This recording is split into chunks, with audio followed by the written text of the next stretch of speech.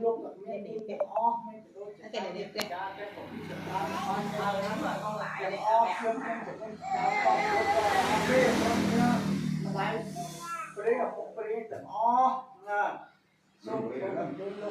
đẹp cái ban pin mò bô ấy để lại cho chào cái tha nước cái chuột đâyปัญญาทะเลวิวีเรียนโซจับเจ็บจับจำยุยืนยูใบกระทาแค่ราเรากระทาเอาบุกมันได้บองปอนยัยตาจากอ้อคะแนนไอ้เจ้าบิดเจ็บต้องไปเจ้านั่งกระทาบานปุ๊บจูบเตะเตะได้ตกได้จำรันเจ้าพนาปิกาวันนี้สมัยบ้านสมัยโดยกุนเนาะปัจจัยปัจจัยปัจจัยเมื่อตาเมื่อตาเจ้า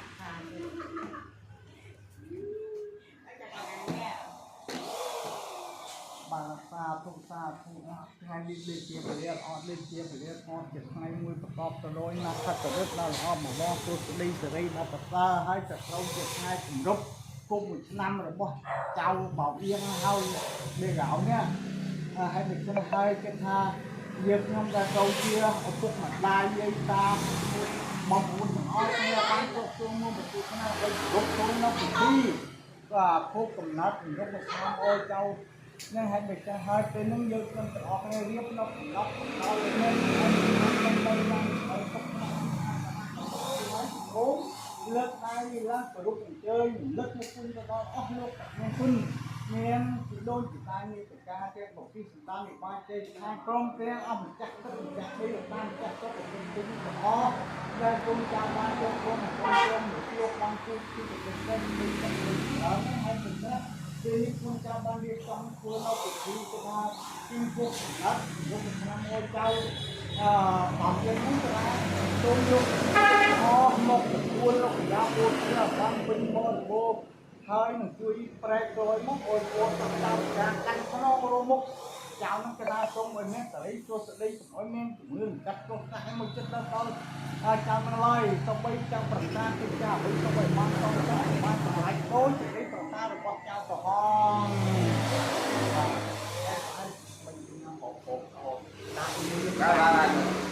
lại dẹp chi cả rồi đấy bà mình nhận vậy sau này bà giấy trong đây nè ông ngoại hey, bạn nú không phải cái đá đó nú cái đá cái hòm đó giấy các bạn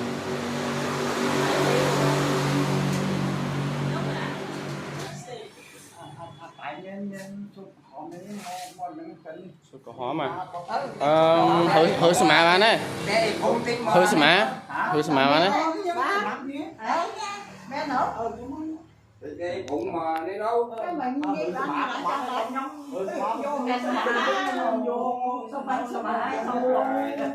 lấy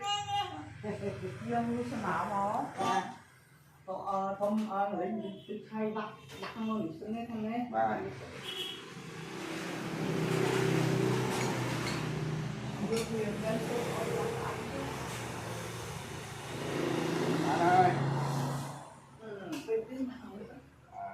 bé trồng salad trồng dơn ở omen bột lắm hôm nay nghe đèn cũng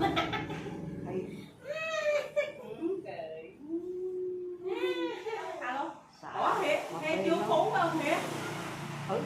chị qua chắc nó chưa có tối thì để coi lát nó có chị trả lại em chị cũng chưa phú dạ chưa phú á thiệt dạ nãy nó có chửi em rồi mà không biết hệ thống nó có bị lỗi không dàn tiếp hỗ trợ cho một em dạ dạ rồi dạ hỗ trợ con bé nó nguồn cho tay ai bé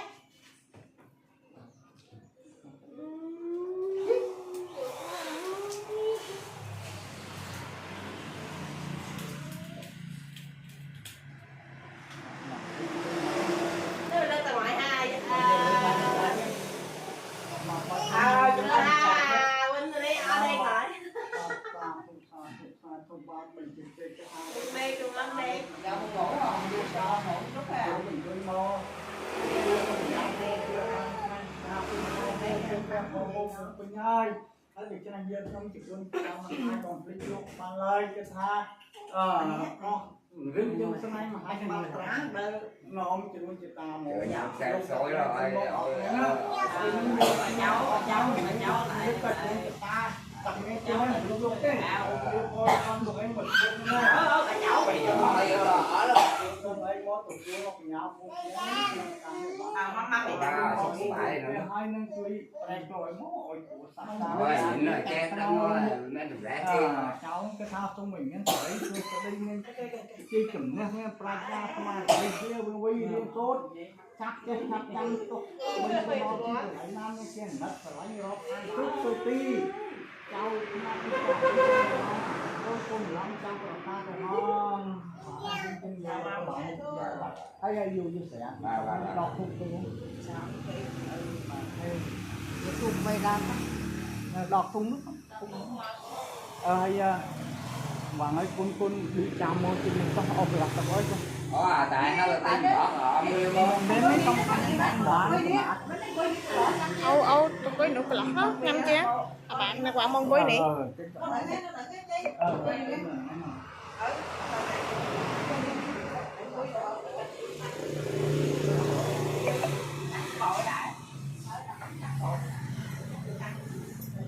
không được chứ mình chỉ mất cả lộc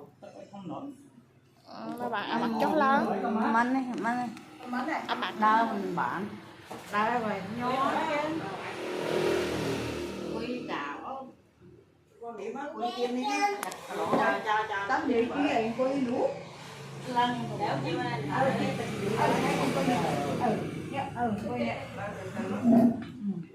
ông quấy không thích phải dân Em còn không nắm thế không? cái hộp khăn giấy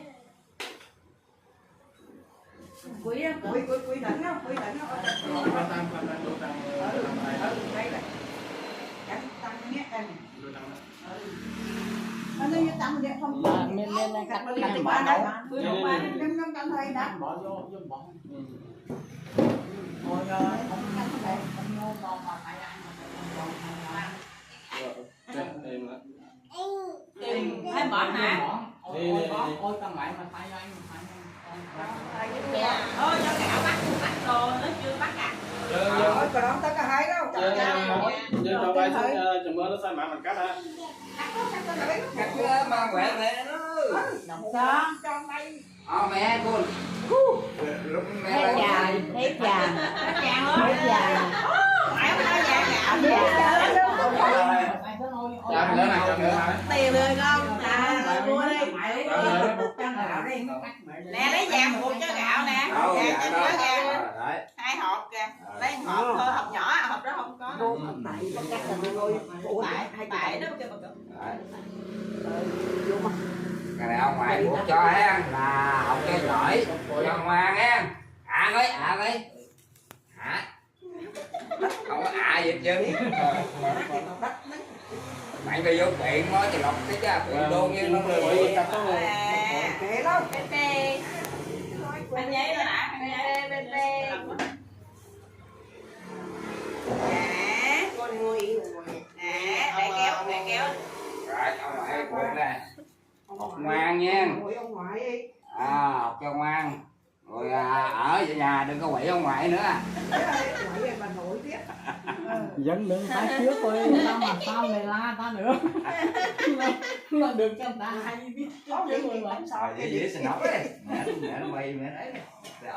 thấy mình ơi đặt ở lên đó ôi gạo mới chặt đi